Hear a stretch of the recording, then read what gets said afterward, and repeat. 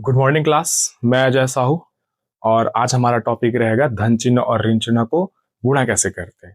ठीक है, तो बगैर टाइम वेस्ट किए हम अपना क्लास कंटिन्यू करेंगे। जैसे कि हमने पिछला क्लास में हमने ये देखा था कि धन चिन्ह और ऋण चिन्ह जब साथ में रहते हैं तो उसको कब जोड़ते हैं और कब घटाते हैं। उसी तरह से फ्रेंड्स, जब धन चिन्ह और ऋण चिन्ह जब रहते हैं तो उसको गुणा करने के बाद उसको हम धन में लिखेंगे, ऋण में लिखेंगे। ये हमेशा से कंफ्यूजन बना रहता है बच्चों में। तो आज हम उसको जानने का कोशिश करेंगे, समझने की कोशिश करेंगे। ठीक है, तो क्लास कंटिन्यू करते हैं। जैसे कि हमारे पास फिर से हमने एक सारणी बना दिया हुआ है जिसमें एक कॉलम में हमने रखा है पहली संख्या और दूसरी संख्या को गुणा करते हुए। ठीक है, मतलब चिन्ह रह सकते हैं। और दूसरे कॉलम में हमने रखा है कि जब दोनों चिन्हों को जब हमें गुणा करेंगे तो उत्तर में क्या लिखना है वो मैंने लिखा हुआ है। उसके बाद फ्रेंड्स मैंने दो एग्जाम्पल्स दे दिए है बारी बारी से। ठीक है, तो आइए इसको हम कंटिन्यू समझने की कोशिश करेंगे। जैसे कि मानकर चलो दो संख्या है, पहली संख्या है प्लस में, दूसरी संख्या भी किस में है, प्लस में। तब हम उसको किस में लिखेंगे, प्लस में लिखेंगे। एग्जाम्पल से समझते हैं।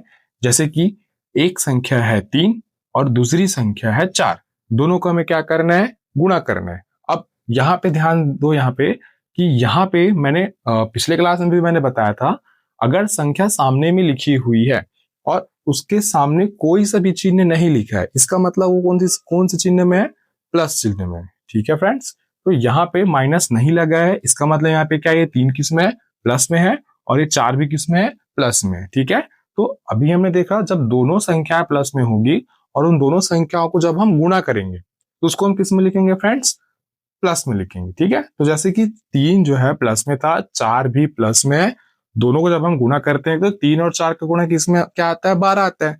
अब दोनों कौन सी संख्या है, एक प्लस में है, ये भी प्लस में है, तो प्लस और प्लस का गुणा क्या होगा, प्लस में आएगा। तो हमने 12 को किस में लिखा है, प्लस में लिखा है। ठीक है फ्रेंड्स, एक और एग्जांपल देखते हैं। जैसे कि 6 दिखाई दे रहा है प्लस में और 5 भी दिखाई दे रहा है प्लस में, इसको हमें क्या करना है, गुणा करना है फ्रेंड्स, है ना। ये हमें इसको क्या करना है, गुणा करना है।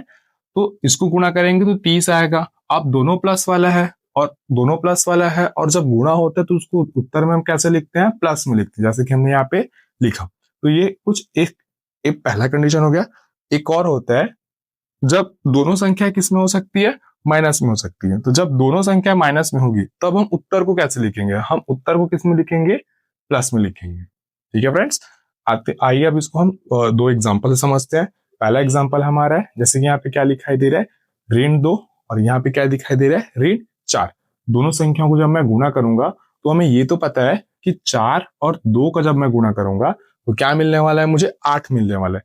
अब यहाँ पे ध्यान दो, जब दोनों संख्याएं किसमें रहेगा, ऋण में रहेगा, तो हमें आंसर को किसमें लिखना है, प्लस में। हमने क्या लिखा है, आंसर को प्लस में लिखा है। ओके फ्रेंड्स, जैसे कि दूसरा एग्जांपल हम देखते हैं कि हमें 3 किस में दिखाई दे रहा है, माइनस में, और 5 किस में दिखाई दे रहा है, माइनस में। तो इसमें भी क्या दिखाई दे रहा है, दोनों संख्या किस में है, माइनस में। इसका मतलब आंसर आएगा वो किस में आएगा, प्लस में आएगा। तो जैसे कि हमें दिखाई दे रहा है कि हम 3 और 5 का जब हमने गुणा किया तो हमें क्या मिला, 15 मिला, और आंसर हमें किस में मिला, प्लस में मिला। तो फ्रेंड्स आगे बढ़ते हैं। जब हमारा पहली संख्या प्लस में हो सकती है और दूसरी संख्या माइनस में हो सकती है, तब हम उस कंडीशन में उत्तर को प्लस में लिखेंगे कि माइनस में लिखेंगे। तो इस कंडीशन, जब ऐसा कंडीशन रहेगा तो हम आंसर को किस में लिखेंगे, माइनस में लिखेंगे। आइए इसको एक एग्जांपल के थ्रू समझते हैं। जैसे कि क्या है, यहाँ पे पहला वाला जो संख्या है वो प्लस चिन्ह में, ठीक है, दूसरी वाली संख्या किसमें है, माइनस चिन्ह में। तो जब एक संख्या प्लस और दूसरी संख्या माइनस रहता है तो जो भी आंसर आता है उसको हम किस में लिखेंगे, माइनस में।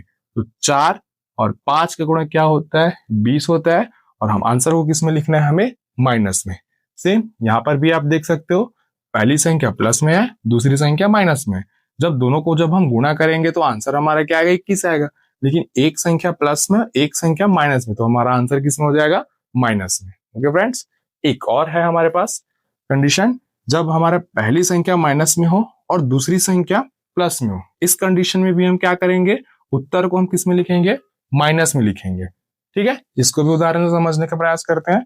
जैसे कि मानकर चलो ये है हमारा 9 जो कि किसमें है, माइनस में है, और हमारे पास है 2 जो कि किसमें है, प्लस में। तो जब हम 9 और 2 का जब हम गुणा करेंगे तो क्या मिलेगा, हमें 18। अब यहाँ पे बात आती है कि माइनस में रहेगा कि प्लस में, तो हमारा ये नियम क्या कहता है, पहली संख्या माइनस और दूसरी संख्या प्लस में रहेगा, तो आंसर हमारा किस में आएगा, माइनस, जो कि हमारा हमने आंसर किस में लिखा है, माइनस में। सेम एक और एग्जांपल देखते हैं कि हमारी पहली संख्या किस में है, माइनस में है, दूसरी संख्या किस में है, प्लस में है। तो 6 और 5 का गुणा करेंगे तो किस क्या आएगा, 30 आएगा, और ये माइनस है और ये प्लस है, तो हमारा आंसर किस में हो जाएगा, माइनस में।